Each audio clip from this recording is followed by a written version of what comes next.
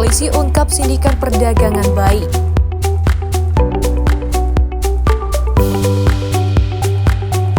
Sidang paripurna HUT Kabupaten Langkat ke-276. Underpass HM Yamin gelap minim penerangan.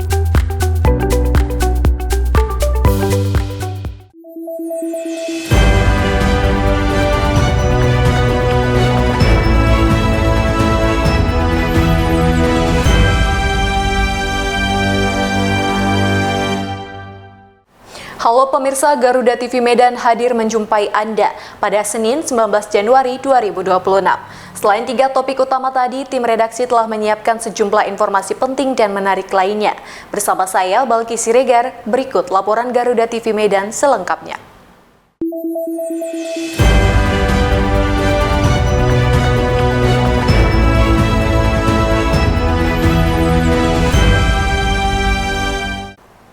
Pemirsa, Unit Perlindungan Perempuan dan Anak atau PPA Satreskrim Polrestabes Medan berhasil mengungkap jaringan sindikat perdagangan bayi dengan modus operandi mempromosikannya melalui media sosial.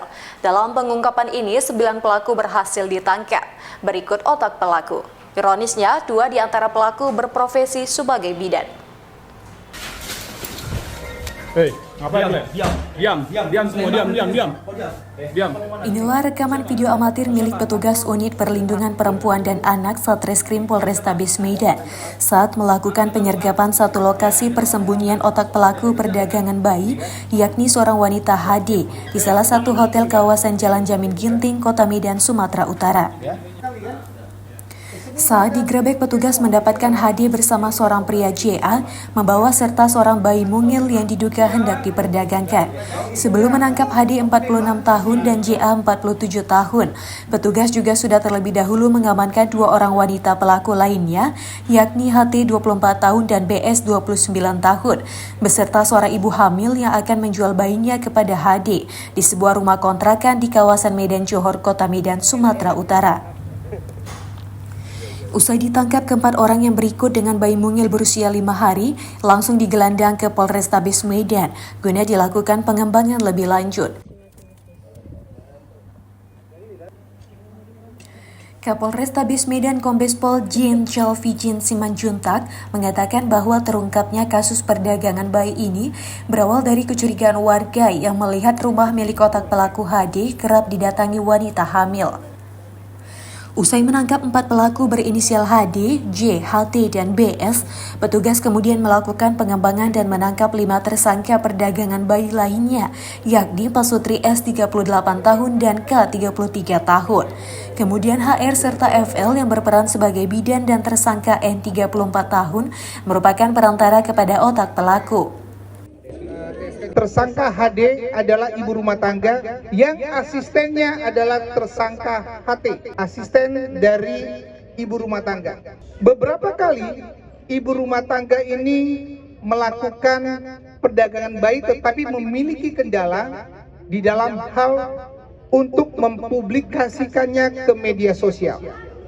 Sehingga tersangka HD meminta tolong kepada asistennya tersangka HT untuk membuat aplikasi di salah satu sosial media dengan bentuk membranding, menawarkan adopsi anak, dalam hal ini dengan aplikasi berjudul Takdir Hidup yang melalui kedua bidan ini.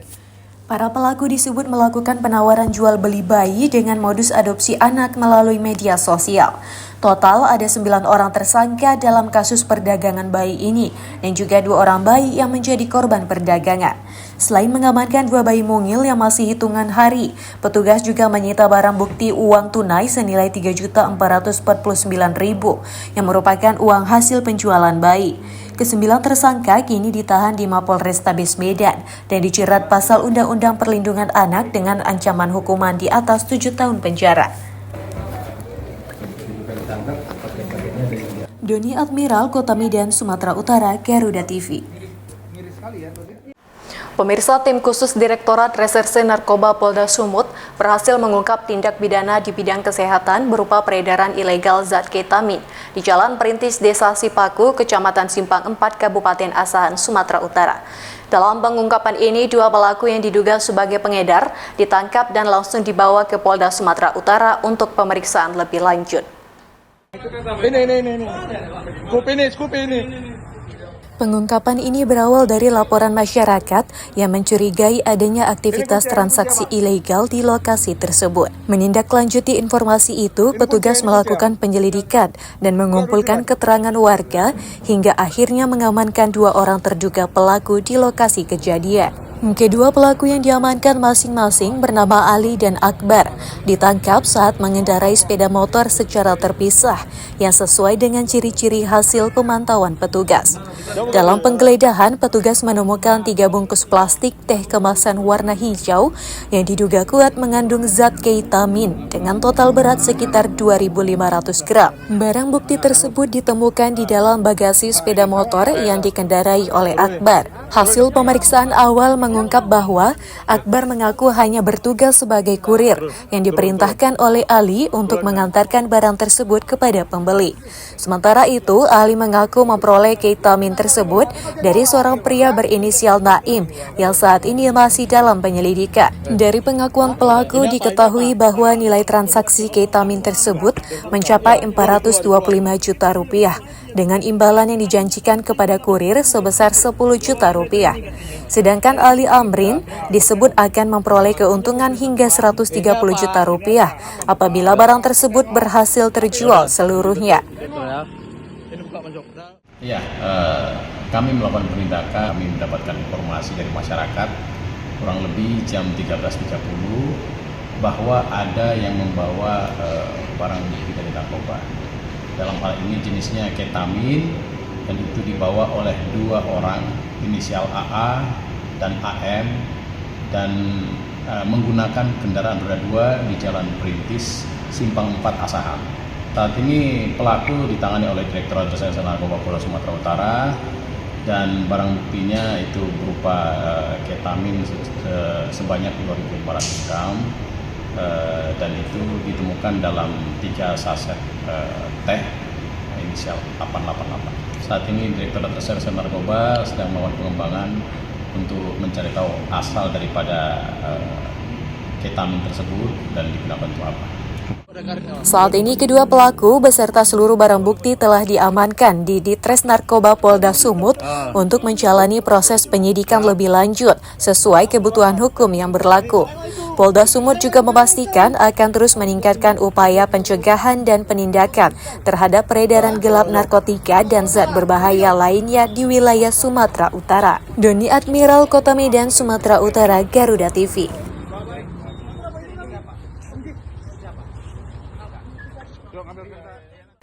Pemirsa, ratusan warga dari berbagai suku, etnis, dan budaya kemarin siang memadati ruang sidang paripurna DPRD Kabupaten Langkat.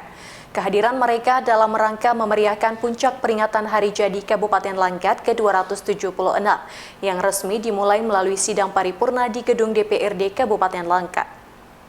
Etnis Batak berdiri sebagai suku etnis seperti Batak, Banten, Sidang paripurna DPRD menandai puncak peringatan Hari Jadi Kabupaten Langkat ke-276. Sesuai catatan sejarah, Kabupaten Langkat telah berdiri sejak tahun 1670 Masehi atau sekitar 276 tahun lalu yang pertama kali didirikan oleh Dewa Syahdan. Langkat merupakan salah satu daerah bekas Kesultanan Melayu di Sumatera Utara yang dahulu dipimpin oleh seorang sultan atau raja. Kesultanan Langkat pernah dipimpin oleh sejumlah sultan. Di antaranya Sultan Kahar, Sultan Bendahara Raja Badi, Raja Ahmad, Sultan Musa, Sultan Abdul Aziz, Sultan Abdul Jalil Rahmatsah, hingga Sultan Abdul Jalil. Meski peran kesultanan kini telah memudar, namun berbagai peninggalan sejarah, baik dalam bentuk fisik maupun nilai dan norma budaya, masih terjaga dan melekat di tengah masyarakat Langkat. Sebagai bentuk pelestarian sejarah dan identitas daerah, pemerintah Kabupaten Langkat secara rutin memperingati Hari Jadi Daerah setiap tahun dengan puncak acara berupa sidang paripurna DPRD. Dalam kegiatan ini, berbagai elemen masyarakat dari beragam suku, etnis, dan budaya turut hadir. Sejumlah daerah tetangga seperti Kota Medan, Kota Binjai, dan Kabupaten Aceh Tamiang juga turut memeriahkan peringatan Hari Jadi Kabupaten Langkat. Sejumlah tokoh dan pejabat juga tampak ikut hadir dalam kegiatan ini. Di antaranya perwakilan Pemprov Su, Wakil Wali Kota Binjai Hasanul Jihadi, anggota DPR RI Delia Pratiwi, serta para mantan bupati yang pernah memimpin Kabupaten Langkat. Peringatan Hari Jadi ini diharapkan menjadi momentum untuk memperkuat kerjasama seluruh pemangku kepentingan, baik pemerintah, swasta maupun masyarakat dalam memajukan Kabupaten Langkat ke depan.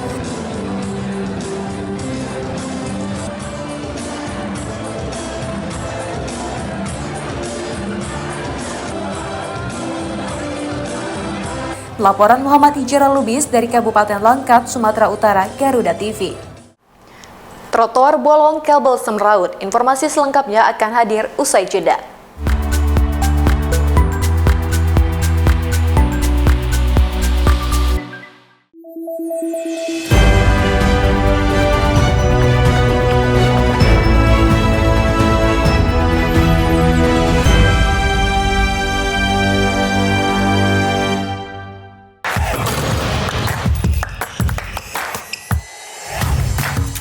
Hey Basket Mania, saatnya ngobrolin segala hal tentang dunia bola basket. Mengulas pertandingan terbaru, highlight pemain panas, fun facts, sampai tren dan drama di lapangan.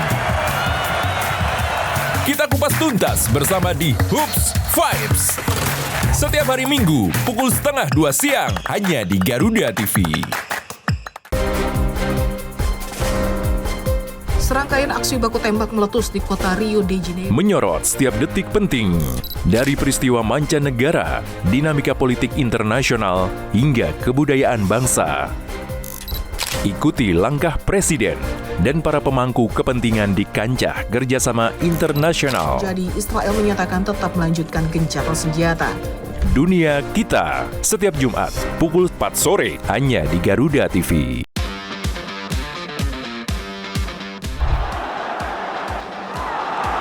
Kompetisi memanas pada tiap lini klasemen Eropa. Perebutan juara terus terjadi, membuka cerita baru di tiap laga pertandingannya. English Premier League pekan ketiga kembali menyuguhkan big match. Ikuti selengkapnya dari fakta pertandingan hingga cerita inspiratif para pemain. Kick and Rush, setiap Sabtu dan Minggu pukul 7:30 pagi dan 1 siang, hanya di Garuda TV. Pertanian Andi Amran Sulaiman menyebut, Ekonomi terus bergerak cepat dan setiap perubahan membawa dampak besar.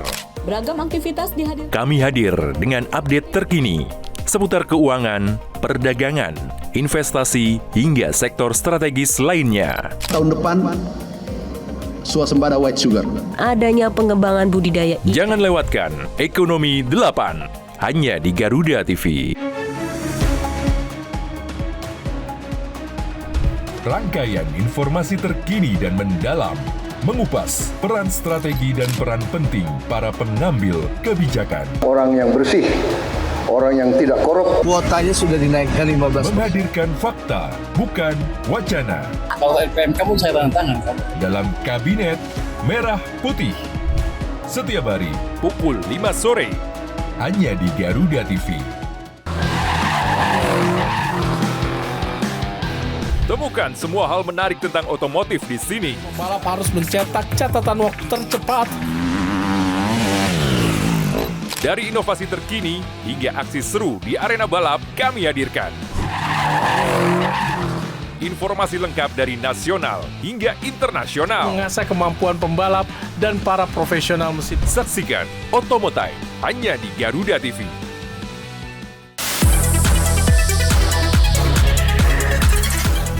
Dunia hiburan memang selalu penuh warna. Drama panggung yang tak terlupakan hingga cerita cinta yang menghebohkan. Rahasia di balik kesuksesan para selebriti. Sang penyanyi tampil memukau dengan balutan gaun berhiaskan berlian. Kehebohan apa saja yang terjadi saat ini. Saksikan Gosip Panas Selebriti hanya di Garuda TV.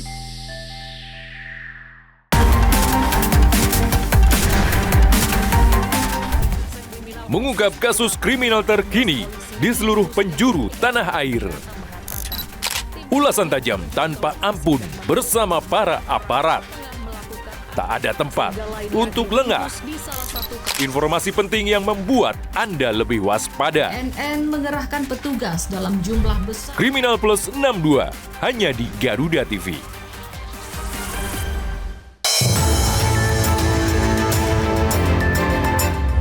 Perkembangan informasi paling aktual. Nanti kita akan implementasikan strategi yang peristiwa yang terjadi setiap saat disajikan untuk Anda. SPPG Cinere memiliki 50 pegawai, terdiri dari 47 karyawan. Kejadian tersebut, Presiden Prabowo. Laporan 8 siang, setiap hari pukul 12 siang, hanya di Garuda TV.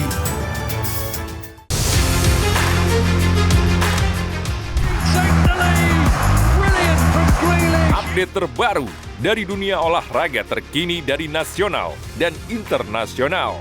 Ikuti analisis tajam dan rekap momen epik. Kalau menurut pecinta-pecinta sepak bola, STY harus masuk katanya.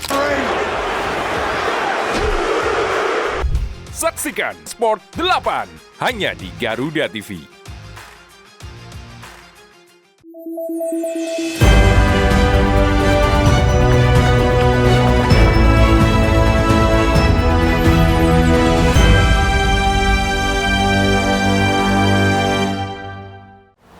Pemirsa, kondisi underpass HM Yamin di Kota Medan dikeluhkan para pengguna jalan. Pasalnya, lokasi ini minim penerangan pada malam hari karena padamnya lampu yang terpasang di sepanjang lorong jalan. Situasi ini juga menimbulkan kekhawatiran bagi para pengguna jalan.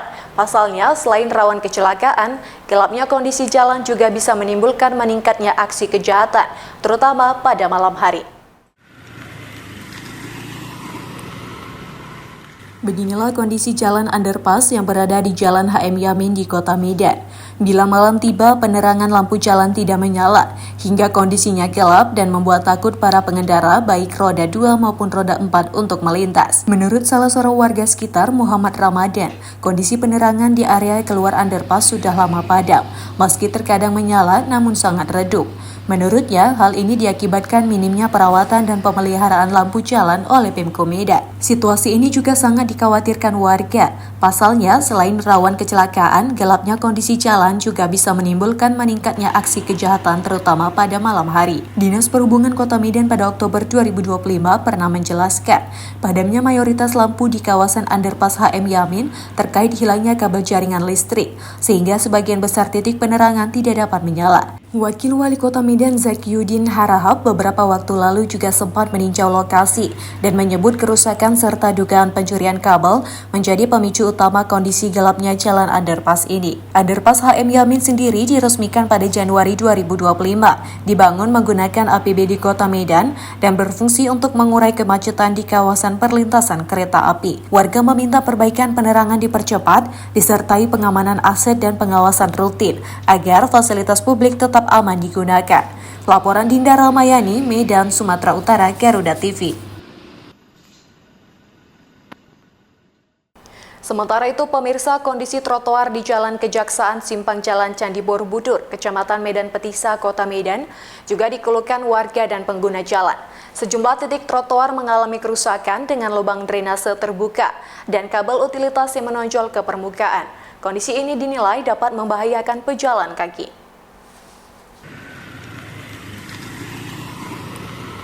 Kondisi sepanjang trotoar di dekat persimpangan Jalan Kejaksaan Kota Medan terdapat lubang drainase yang tidak dilengkapi penutup maupun penanda keselamatan. Bahkan sebagian permukaan trotoar juga terlihat terkelupas, menyisakan kondisi tidak rata. Di titik lain, kabel-kabel utilitas terlihat keluar dari saluran dan menonjol ke atas trotoar. Kondisi ini beresiko menyebabkan pejalan kaki tersandung atau terperosok, terutama saat jam ramai dan aktivitas olahraga pagi.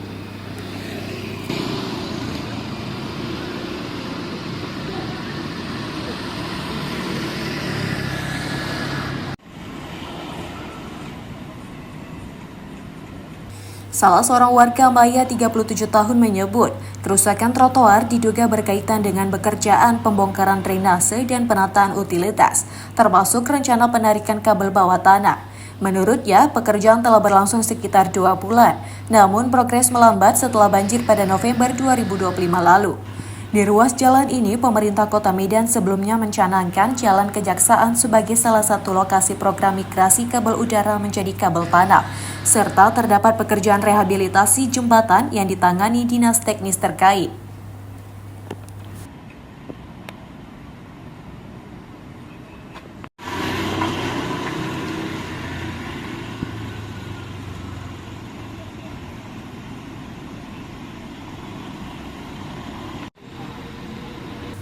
Sesuai pedoman, pekerjaan utilitas di ruang milik jalan wajib mengutamakan keselamatan, termasuk pembatasan area kerja dan pemulihan kondisi trotoar. Warga berharap lubang drainase segera ditutup sementara dan pekerjaan dipercepat untuk mencegah terjadinya kecelakaan. Laporan Dinda Rahmayani dari Medan, Sumatera Utara, Garuda TV.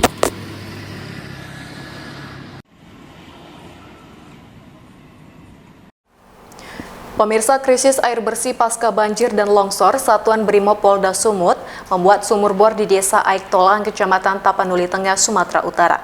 Pembuatan sumur bor yang kedua dari Sat Brimob Polda Sumut untuk warga ini diberikan guna kebutuhan sehari-hari agar warga tidak lagi kesulitan mencari air.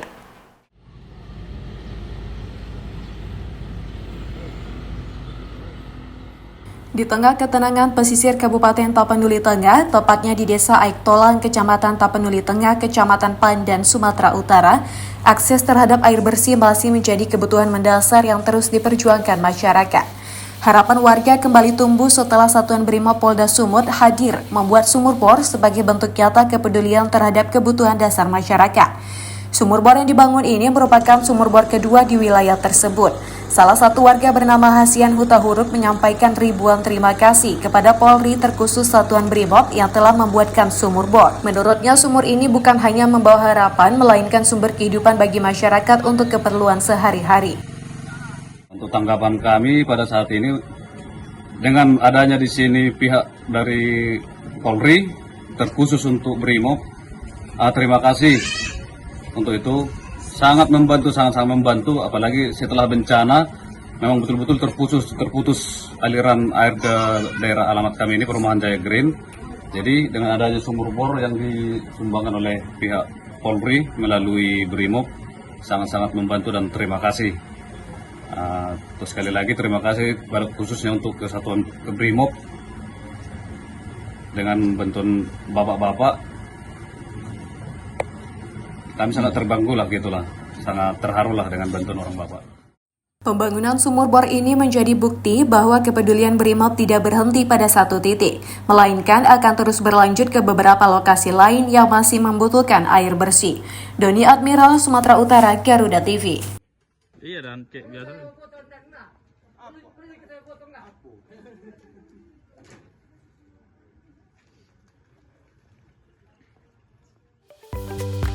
Pemirsa, informasi tadi sekaligus menutup perjumpaan pada hari ini. Saya Balki Siregar beserta tim yang bertugas mengucapkan terima kasih dan sampai jumpa.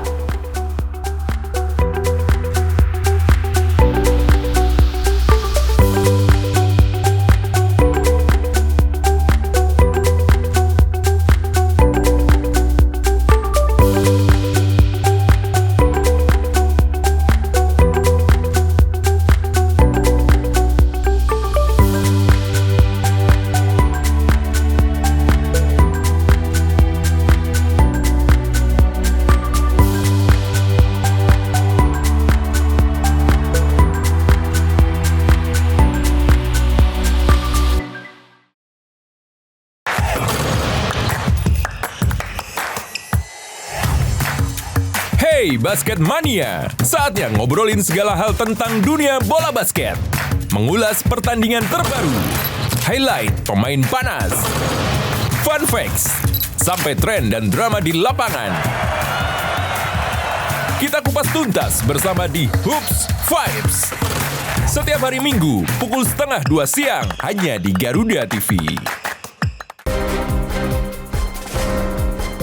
Serangkaian aksi baku tembak meletus di kota Rio de Janeiro. Menyorot setiap detik penting, dari peristiwa mancanegara, dinamika politik internasional, hingga kebudayaan bangsa. Ikuti langkah Presiden dan para pemangku kepentingan di kancah kerjasama internasional. Jadi Israel menyatakan tetap melanjutkan gencatan senjata. Dunia Kita, setiap Jumat pukul 4 sore hanya di Garuda TV.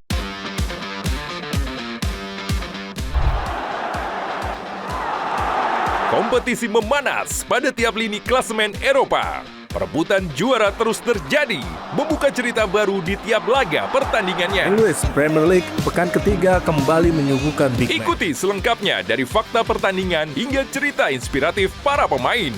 Kick and Rush. Setiap Sabtu dan Minggu pukul 7:30 pagi dan 1 siang hanya di Garuda TV. Pertanian Andi Amran Sulaiman menyebut, ekonomi terus bergerak cepat dan setiap perubahan membawa dampak besar. Beragam aktivitas dihadirkan. Kami hadir dengan update terkini seputar keuangan, perdagangan, investasi, hingga sektor strategis lainnya. Tahun depan, swasembada white sugar. Adanya pengembangan budidaya. Jangan lewatkan Ekonomi 8 hanya di Garuda TV. Rangkaian informasi terkini dan mendalam, mengupas peran strategi dan peran penting para pengambil kebijakan. Orang yang bersih, orang yang tidak korup. kuotanya sudah dinaikkan 15%. Menghadirkan fakta, bukan wacana. Kalau LPM kamu saya tanda tangan. Dalam Kabinet Merah Putih. Setiap hari pukul 5 sore hanya di Garuda TV. Temukan semua hal menarik tentang otomotif di sini. Pembalap harus mencetak catatan waktu tercepat. Dari inovasi terkini hingga aksi seru di arena balap, kami hadirkan.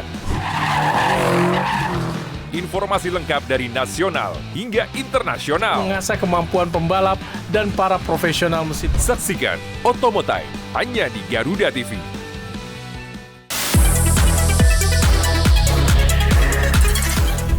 Dunia hiburan memang selalu penuh warna. Drama panggung yang tak terlupakan hingga cerita cinta yang menghebohkan. Rahasia di balik kesuksesan para selebriti. Sang penyanyi tampil memukau dengan balutan gaun berhiaskan berlian. Kehebohan apa saja yang terjadi saat ini? Saksikan Gosip Panas Selebriti hanya di Garuda TV.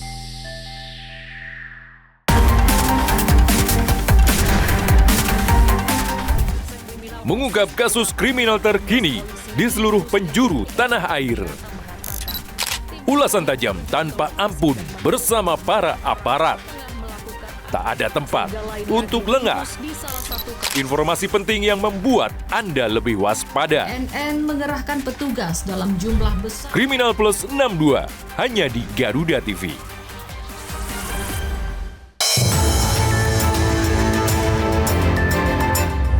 Perkembangan informasi paling aktual. Nanti kita akan implementasikan strategi yang peristiwa yang terjadi setiap saat disajikan untuk Anda. SPPG Cinere memiliki 50 pegawai, terdiri dari 47 karyawan. Kejadian tersebut, Presiden Prabowo. Laporan 8 siang, setiap hari pukul 12 siang, hanya di Garuda TV.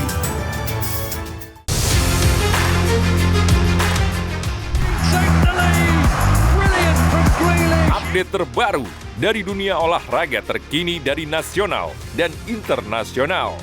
Ikuti analisis tajam dan rekap momen epik. Kalau menurut pecinta-pecinta sepak bola, STY harus masuk katanya. Saksikan Sport 8 hanya di Garuda TV.